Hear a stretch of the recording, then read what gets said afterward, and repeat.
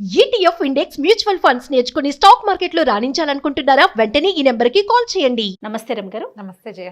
రమ్ గారు, ఏకాదశి అలానే ద్వాదశి ఈ 2 రోజుల యొక్క విశిష్టత. ప్రతి నెల వచ్చేవి. అవును, కానీ కార్తీక ప్రతిసారి మాసం చెప్పుకునేవి. స్పెషల్ కదా. కార్తీకం స్పెషల్.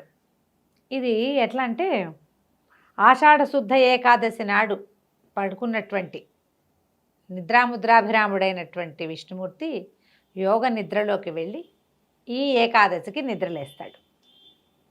దీన్ని హరిబోధిని ఏకాదశి అంటారు, ఉత్థాన ఏకాదశి అంటారు, బోధన ఏకాదశి అంటారు, హరిప్రబోధిని అంటారు, దేవప్రబోధిని అంటారు. ఇన్ని పేర్లు ఉన్నాయి.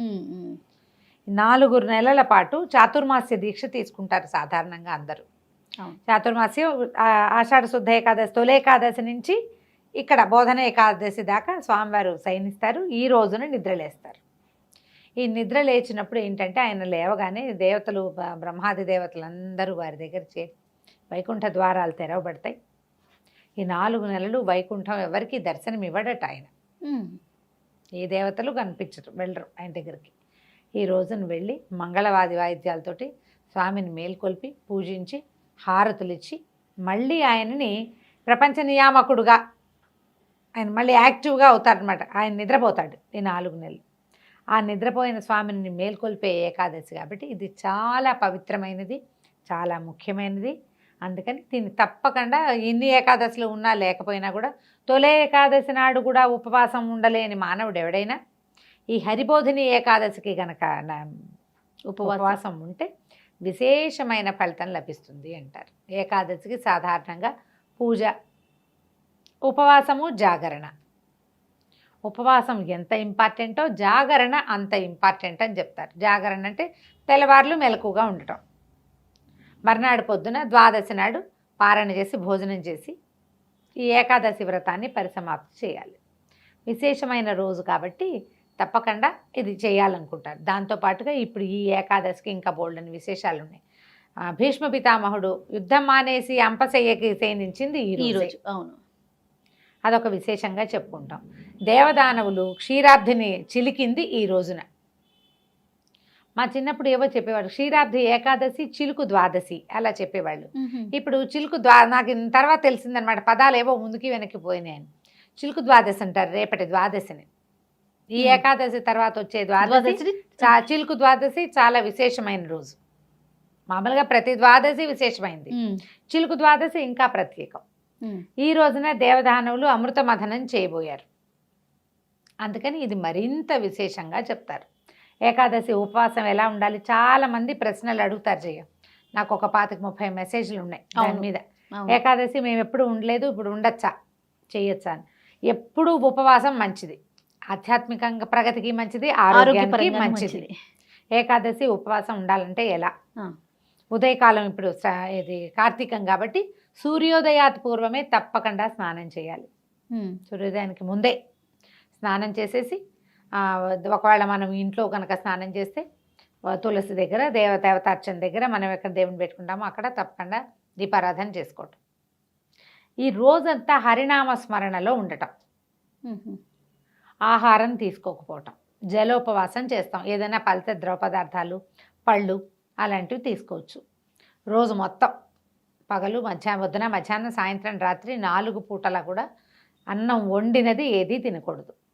బియ్యంతో చేసినవి అసలు పనికిరావు, అన్నం పనికిరాదు. అయితే అన్నానికి భిన్నంగా చేసుకోవచ్చని బియ్యపు రవ్వతోటి మనం చేసుకుంటాము, అది చేయొచ్చని తర్వాత కాలంలో వచ్చిన అమెండ్మెంట్సే నేను కూడా చెప్తుంటాను. ఏకాదశి ఉపవాసాలప్పుడు ఇది చేసుకుందామని బియ్యపు రవ్వతో ఉప్మా ఎలా చేసుకోవాలి, తర్వాత దాని ఉప్పుడు పిండి అలాంటివి చేసుకుంటారు. అనుపానాలు లేకుండా, తాలింపులు గిలింపులు లేకుండా, కూరలు, చారులు, పులుసులు చేసుకోకుండా ఒట్టి రవ్వ ఉడికించుకుని తింటారు ఉండలేని వాళ్ళు. ఓకే, ఫలాలు అవి తిని ఉండగలిగే వాళ్ళు పళ్ళు తినేసి కొబ్బరి నీళ్ళు, తేనె నీళ్ళు అలాంటివి తాగి ఉండగలిగే వాళ్ళు ఉండొచ్చు. ఇది ఎవరెవరు చేయొచ్చు? ఆరోగ్యంగా ఉన్నవాళ్ళు చెప్తాను. తర్వాత గర్భవతులు కాకూడదు, బాలింతలు కాకూడదు, అనారోగ్యంతో ఉన్నవాళ్ళు కాదు, చిన్నపిల్లలు కాదు. ఆహారం డయాబెటీస్ అవి ఉన్న వాళ్ళైతే ఆహారం లేకపోతే ఇబ్బందులు పడతారు. అలాంటి వాళ్ళు పెట్టుకోకండి. వీళ్ళకి ఇలా అనారోగ్యం ఉంది కానీ పార్షియల్గా ఉపవాసం చేయదలుచుకున్న వాళ్ళు ఏవైనా 2 పూట్ల టిఫిన్ తిని అన్నం తినకుండా ఉండటం కూడా ఒక ఉపవాసం. అన్నానికి భిన్నం ఏదైనా తినచ్చు 2 పూట్ల. నేను నా సంగతి తెలిసిందే కదా, ఎప్పుడు ఒకటే రకం, దాని మీద దాంట్లో పెద్ద తేడా ఏముండదు. మీరు ఒక పని చేయొచ్చు, వీక్గా అనిపిస్తుంది మనకు అలా అనిపిస్తుంది అంటే ఒక గ్లాసు కాస్త గోరువెచ్చటి నీళ్ళలో తేనె వేసుకుని తాగొచ్చు. మా తోడుకోడలు వాళ్ళు నెయ్యి కూడా వేసుకుంటారు. తేనె నెయ్యి నీళ్ళు శివరాత్రికి కూడా అంతే, వాళ్ళు నీళ్ళలో తేనె నెయ్యి కలిపేస్తారు, తీసుకుంటారు. అది చాలా హెవీగా ఉంటుంది, అది పొట్టలో చాలా మంచిదని, ఇంటెస్టైన్స్కి మంచిది ఏదో చెప్తుంటాను. అవి డాక్టర్ అవడంతో అలాంటివి కొన్ని సలహాలు చెప్తుంది అనమాట.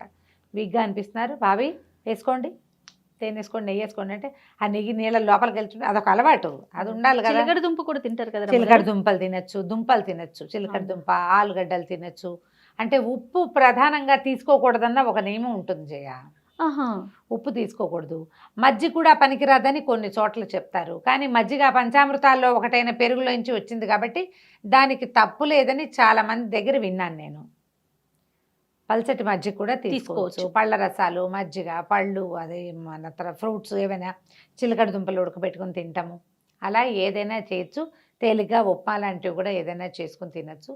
ఏదైనా సరే మీరు ఉపవాసం శరీరానికి మంచిది, ఆత్మ కొంత ప్రక్షాళన అవుతుంది. ఆహారం మించి శ్రద్ధ తగ్గితే కొంచెం మంచిది.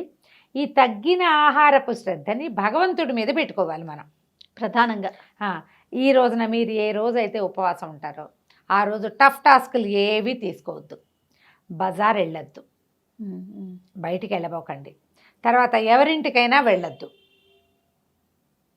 ఇంట్లో ఏదైనా పని చేసుకోండి, పోట్లాడద్దు, కొట్లాడద్దు, హక్కుల కోసం పోరాటాలు లాంటివి ఏవి చేయబోకండి.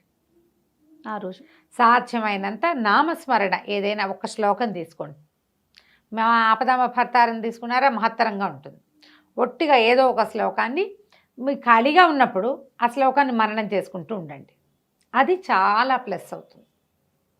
ఈ ఏకాదశి మొత్తం రోజంతా ఉపవాసం ఉండి రాత్రి జాగరణ కొంతమంది చేయగలుగుతారు, కొంతమంది చేయలేరు. 3 దాకా ఉంటే జాగారం సరిపోతుందని 3 to 5 పడుకోవచ్చని మొన్ననే ఎవరో ఒక పెద్ద ఆవిడ చెప్పారు నాకు. అంటే మరి ఆరోగ్యం సహకరించాలిగా, మర్నాడు ఆఫీసులకు వెళ్ళాలి, స్కూళ్ళకి వెళ్ళాలంటే ఏం చేస్తాము? అవునవును కదా. సరే మీ వెసులుబాటు, ఉపవాసం ఉండి ద్వాదశి మరుసటి రోజు పొద్దున మళ్ళీ మనం సూర్యోదయాది పూర్వమే స్నానం చేయాలి. ఇది కార్తీకం కాబట్టి స్నానం చేసి పొద్దున్నే పూజ చేసుకోవటము. తర్వాత ఏమో ఈ రోజున రెండో ద్వాదశి రోజున తులసీధాత్రి కళ్యాణం చేస్తారు. తులసీధాత్రి సమేత నారాయణ స్వామికి కళ్యాణం చేస్తారు. లక్ష్మీనారాయణ కళ్యాణం చేయటము ఈ ద్వాదశి నాటి విశేషం.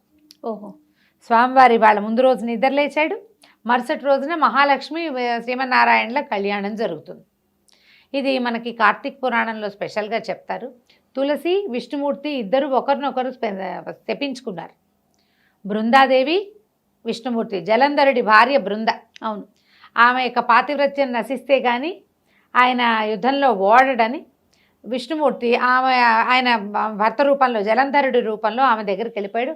ఆమె భర్తే అనుకుంది. తన పాతివ్రత్యాన్ని మంటగలిపినందుకు శపించింది ఆవిడ, కఠిన శిలగా మారిపోమ్మని.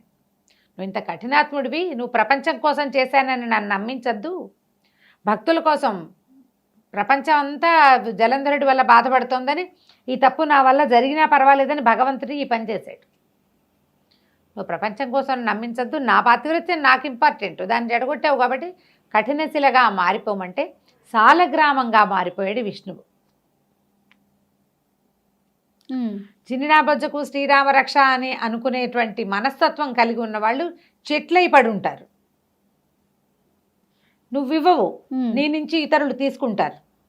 నువ్వు చెట్టు అయిపోమంటే ఆమె తన పాతివ్రత్యంతో పరమ పవిత్రమైన తులసి చెట్టుగా మారిపోయింది. అయితే ఈయన ఆవిడ తులసి చెట్టు, ఆవిడ స్వయంగా దహనం అయిపోయి, అగ్నిదహనం అయిపోయి తులసి చెట్టుగా మారింది.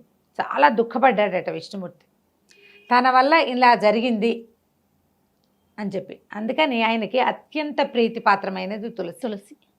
ఆ తులసితోటి చేసే అర్చన స్వామికి స్వయంగా చేరుతుందని.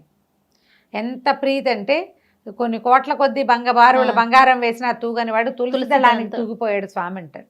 భక్తి, తులసి ఆ రెండు ఆయన దగ్గర పనిచేస్తాయి.